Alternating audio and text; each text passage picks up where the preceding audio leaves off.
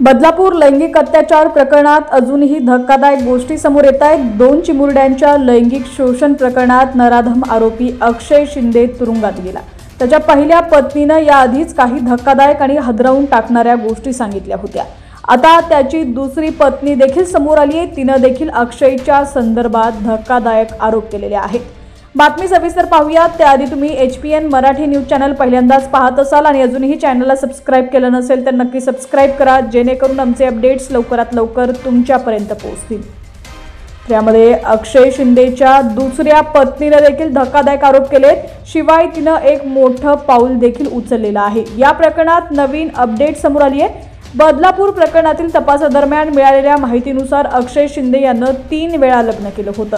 यातील पहिल्या 2 पत्नी त्याला सोडून माहेरी निघून गेल्या होत्या, तर त्याच्यासोबत राहणारी तिसरी पत्नी ही गर्भवती आहे।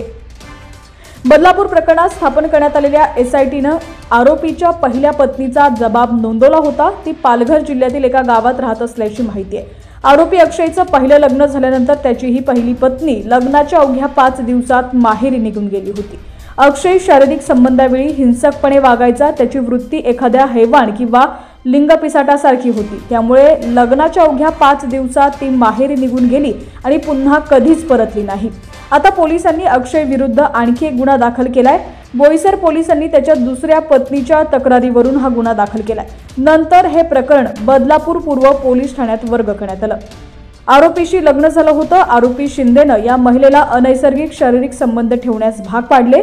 महिलेने पोलिसांना सांगितलं की तिने तिच्या कुटुंबियांना आरोपीच्या वागणुकीची माहिती दिली आणि नंतर त्याला सोडून दिलं। या प्रकरणी बोईसर पोलिसांनी भारतीय दंड संहितेच्या कलम 377 अनैसर्गिक लैंगिक संबंध अन्वये गुन्हा दाखल केला।